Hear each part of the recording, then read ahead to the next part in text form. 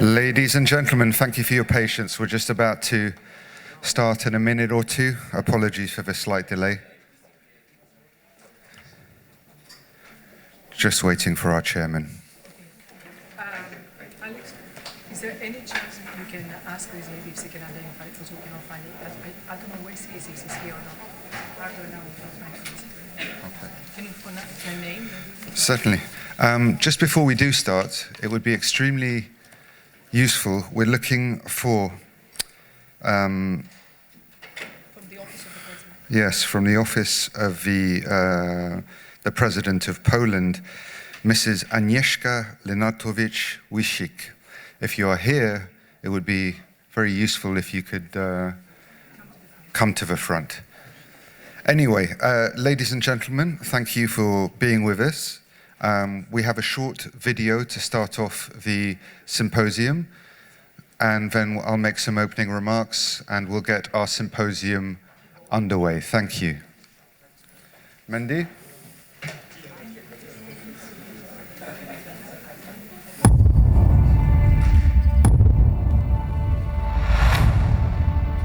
Coronavirus lockdowns and COVID conspiracies are being blamed for a rise in anti-Semitism in Europe. I think that anti-Semitic conspiracy myths have been there for centuries. And in fact, whenever there is a pandemic, they have come to the fore. Like here in Berlin.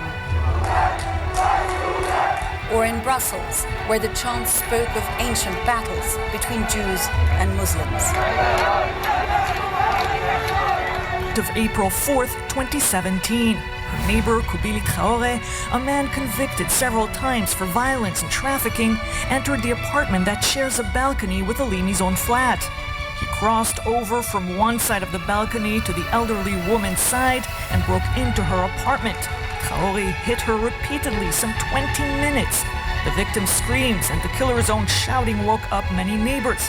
Traore shouted Allahu Akbar and called his victim Satan or Shaitan. Anti-Semitism and incitement against Jews intensified rapidly,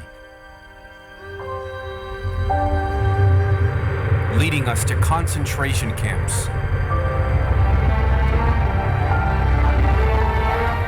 Thus began the Holocaust.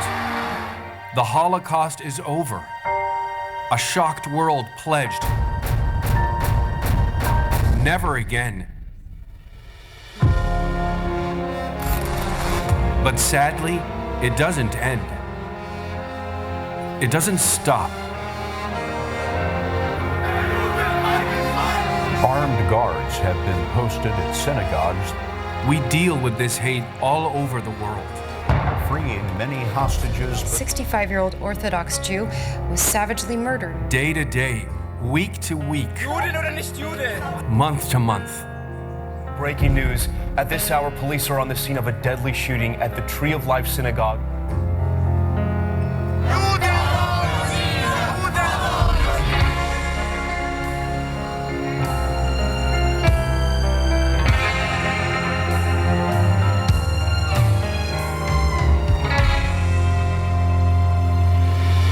Excellencies, it's up to us. Anti-Semitism starts with Jews, but it hurts everyone and infects everything. Together, we are able to stop it. Today, we are here to make a decision to transform our statements from words into action, to serve as an example to the world that we will really do everything we can to stop anti-Semitism. And this will only happen thanks to you.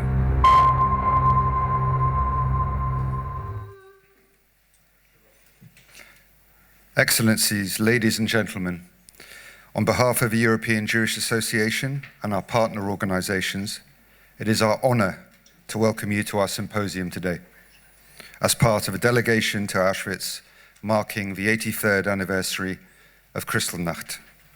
We very much appreciate, in spite of your hectic schedules, parliamentary schedules, ministerial schedules, that you've chosen to be with us here today.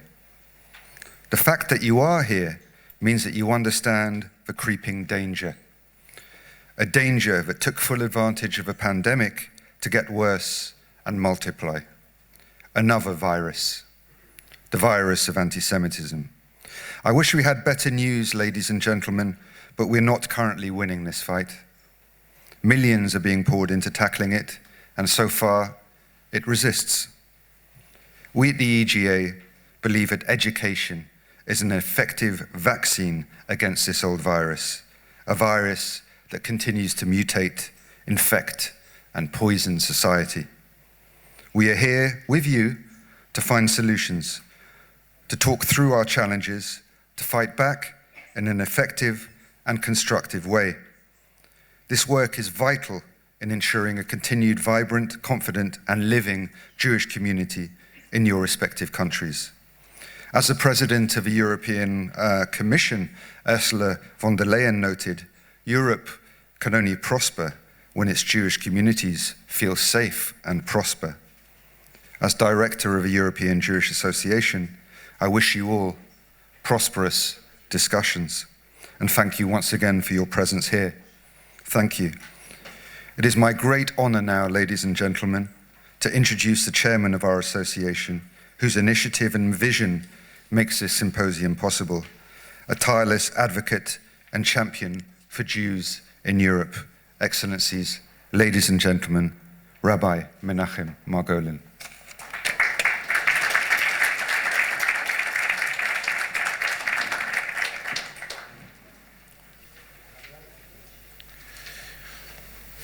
Distinguished guests, welcome and thank you very much for taking the time to participate in this very important event. To commemorate the Kristallnacht.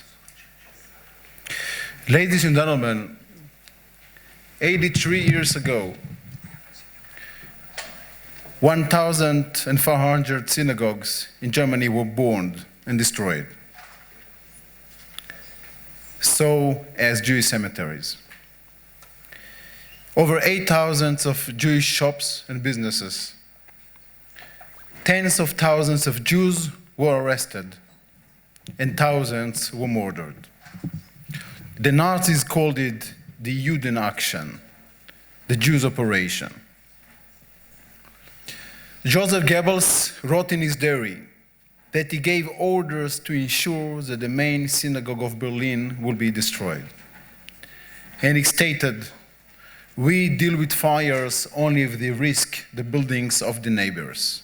Otherwise, if it is about the synagogues have to be burned until its foundations." On the 11th of November, Goebbels continued and added to his diary, and he writes, "In Berlin, everything goes fantastically. Fire after fire, this is how it should be."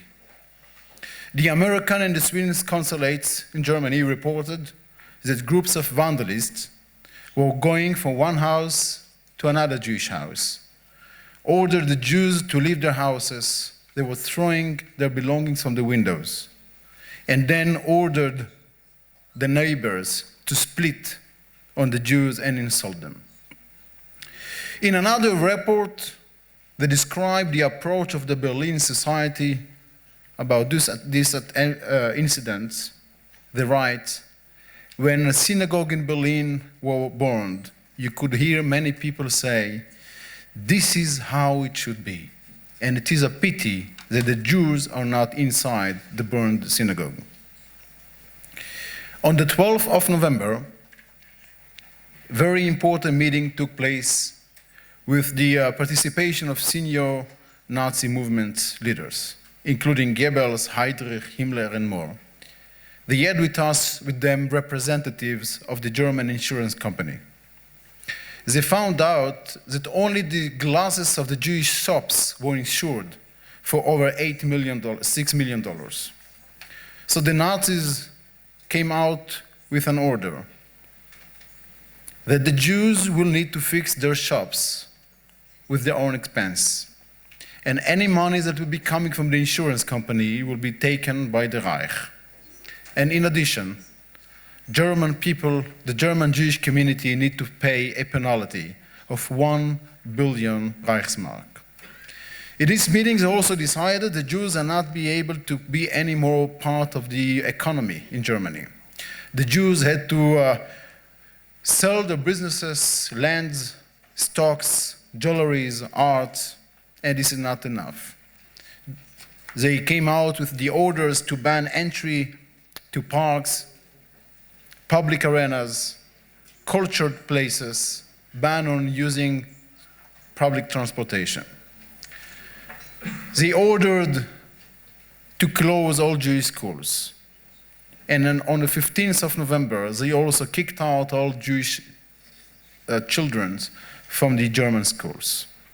On the 19th of November, they removed the Jews from the Social Security Department.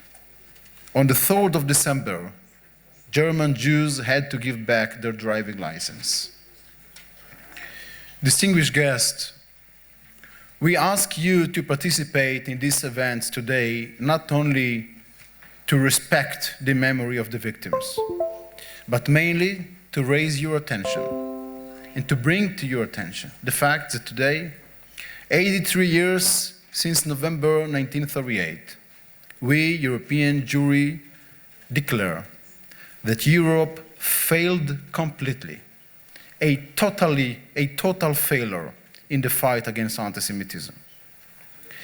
Not only that anti-Semitism did not disappear or go down, but it is on a consistent and steep rise year after year. We appreciate very much the effort done by the European institutions to put together a strategy against anti-Semitism. They are good people with good means. But on the ground, we see a double standard in Europe. If European citizens who like to hunt for sport or fun allowed to do so, why it is that Jews that would like to eat a kosher meat is not allowed to do so? Although the meat is produced according to the laws of the religion, the same religion who brought to the world thousands of years ago the laws for animal welfare and gave us so many laws that insist to keep the rights of animals in the best way possible. And this Jew is not somewhere. It's me, it's my wife, it is my kids, that we cannot consume or produce kosher meat here on this continent in too many countries. And surely we cannot go safe and secured in too many streets in Europe with our Jewish dress. Our kids are not supposed to hear on the street that they are dirty kids, that they are dirty Jews. The Jewish community was not supposed to fight for our right to consume kosher meat. Jewish community was not supposed to beg for security around Jewish institutions. And yet, Jewish people in Europe was not supposed to see how Nazi memorabilia that represent one of the biggest tragedies of our nations are being sold in a public action with no shame for people that for them Hitler was a source of inspiration. Ladies and gentlemen, in November 1938, the city of Gelnhausen in Germany was declared as Judenfrei. In December, it was the same with the city of Bydgoszcz here in Poland. In October 1941, Luxembourg was declared as Judenfrei. In January 1942, Estonia was declared as Judenfrei. In August 1942, Serbia was declared as Judenfrei. And in October 42, Vienna declared Judenfrei. In June 1943, Galicia was declared as Judenfrei. And in August 43, Berlin was declared as Judenfrei. Ladies and gentlemen, there are more Jews in Europe who believe that in 10 years from now we will not have Jewish life in Europe, more than those who believe that there is still an hope. So indeed, we are not yet in a situation of Judenfrei in Europe. But very sadly, we are getting too close to the fact that Europe will be a Jewish presence frei. Because if a Jew cannot live a free life in Europe, if a Jew cannot live secured in Europe, if a Jew cannot live traditional Jewish life in Europe, if a Jew cannot consume kosher meat or any other Jewish customs in Europe, it does not really have the ability to continue living in a country. So tonight, 83 years ago, Germany went through this Kristallnacht. This Kristallnacht, what a fake name, brought, ladies and gentlemen, so much darkness. That Auschwitz, the camps we are going to visit tomorrow, was only one of its expression. The Kristallnacht happened not because of vandalists. Kristallnacht happened because of decision makers who were anti-Semites and because of too many people who remained silent. So we, ladies and gentlemen, ask you kindly to come here today, as we do with many leaders every year. But this conference is not the most important thing, because this conference it's only a wake-up call to all of us, to each one of us as humankind, to each one of us as a leader, because we all have to do everything to make sure that this tragedy will not happen again, not on our watch. I beg you today, together, let's decide that we will do all what we can to ensure the continuation of Jewish life in Europe. This is in our hands. This is in your hands. Thank you very much.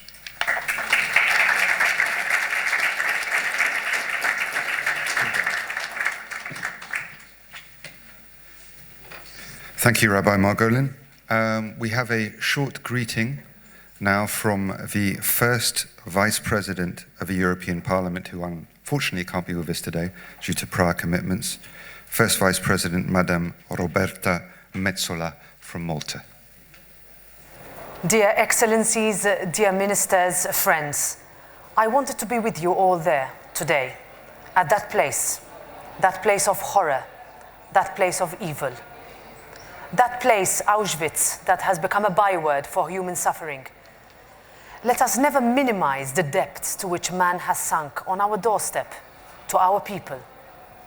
Elie Wiesel said, "Never shall I forget that night, the first night in camp, which has turned my life into one long night, 7 times cursed and 7 times sealed. Never shall I forget that smoke. Never shall I forget the little faces of the children, whose bodies I saw turned into reeds of smoke beneath a silent blue sky. Never shall I forget those flames which consumed my faith forever. Never shall I forget that nocturnal silence which deprived me for all eternity of the desire to live. Never shall I forget those moments which murdered my God and my soul and turned my dreams to dust. Never shall I forget these. And generations later, it is now on our shoulders that from the ashes must arise a new understanding, a new promise, a new life, a truth that must never be forgotten. When he accepted the Nobel Prize in 1986, Wiesel said, "I swore never to be silent whenever and wherever human beings endure suffering and humiliation. We must always take sides. Neutrality helps the oppressor, never the victim. Silence encourages the tormentor, never the tormented." And on behalf of the European Parliament, now let me reiterate that we will never allow silence to reign. Inmate 78651 was Simone Veil, who became the first female president of this Parliament. So our responsibility is as personal as it is institutional. Earlier this year, I visited the Great Synagogue of Europe and met with the chief rabbi there. One of the things that struck me was that the entrance to the synagogue was barricaded with security apparatus that almost made you forget that you were in the capital of the European Union in 2021. But it drove home the message that anti-Semitism is still rife in our societies, that genuine fear still exists, that despite decades of effort, we have not yet done enough to end the scapegoating, to end the discrimination. We have not yet done enough to make every citizen in Europe feel safe and unafraid to be themselves and worship as they like. That is our collective failure, and that is our collective challenge. I will never forget the words spoken by Marian Turski in Poland last year, 75 years after he, weighing all of 32 kilos, walked out of Auschwitz. He called for an end to indifference. Auschwitz did not fall from the sky, he said. It happened slowly because too many people turned a blind eye to injustice. Too many people found comfort in scapegoats. Too many people accepted prejudiced laws. Many would go on to claim that they were simply cogs in a machine, but a machine only works when all the cogs are working in sync. Holocaust survivor Primo Levi said, "Monsters exist, but they are too few in number to be truly dangerous. More dangerous are the common men, the functionaries ready to believe and to act without asking questions." And that is why we fight anti-Semitism, racism, and hatred everywhere. Hatred is not a view. Denying the Holocaust is not an opinion. And even today, the mechanisms of human rights violations are alive. And we know only too well the possible ultimate consequences. And that is why the Holocaust remains forever a warning. But just as there were, and still are, monsters and those who enabled them, I don't want to only refer to this evil or to the monsters. I also want to commemorate those who said no, those who risked their lives, those who gave their lives, those cogs who denied help to the machine, the many nameless heroes who refused to be a part of it, those who sheltered and saved so many. These are the people whose example we should bear in mind when in our political and personal lives we make difficult decisions and witness the first steps of the dehumanization process. To be anti-Semitic is to be anti-European. There is no majority in Europe. We are as strong as we are because we are all different and yet all equal. A snappy slogan that encapsulates what it means to be European, that we can have different cultures, different languages, different backgrounds and different religions, but we are all united in our shared belief of freedom and equality. Today we still witness attacks on Jews and synagogues in Europe. We still see scapegoating, and we are still seeing states move slowly away from the values that this union was founded upon. We see our fundamental rights under threat in too many places. And we cannot be silent when Europeans live with a packed suitcase at their door, just in case. We cannot be silent in the face of injustice. We cannot be silent when the heirs of the people who have forced into this place of evil still must fight to enjoy what is rightfully theirs. Our European history has too often been built on the backs of the broken. And when we say never again, that means taking action. In the European Parliament, my pledge is that as an institution, we will never remain silent. All the remaining survivors of the Holocaust are over 75. Many of them are in their 90s. Our duty is to learn and to teach the lessons of history, even when the voices of the survivors can be heard no more. Professor Yehuda Bauer said, "I come from a people who gave the 10 Commandments to the world. Time has come to strengthen them by 3 additional ones, which we ought to adopt and commit ourselves to. Thou shalt not be a perpetrator, thou shalt not be a victim, and thou shalt never, but never, be a bystander." This is our sacred responsibility. We will do our duty. We must never forget, and we will not stand by.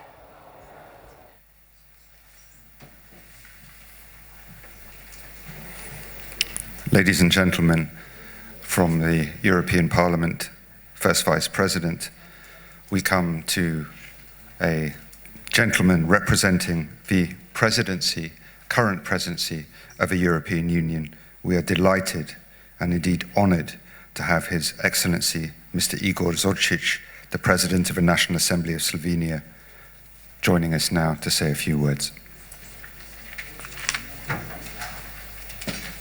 Thank you, Excellency. Thank you.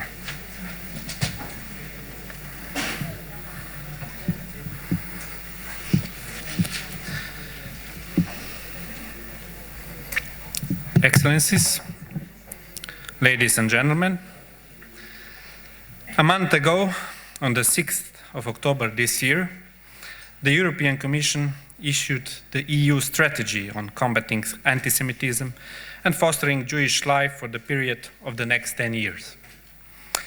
We are proud that it happened during the Slovene presidency of the Council of the European Union, exactly as during the first Slovene presidency in 2008, the Council framework decision on combating certain forms and expressions of racism and xenophobia by means of criminal law was adopted.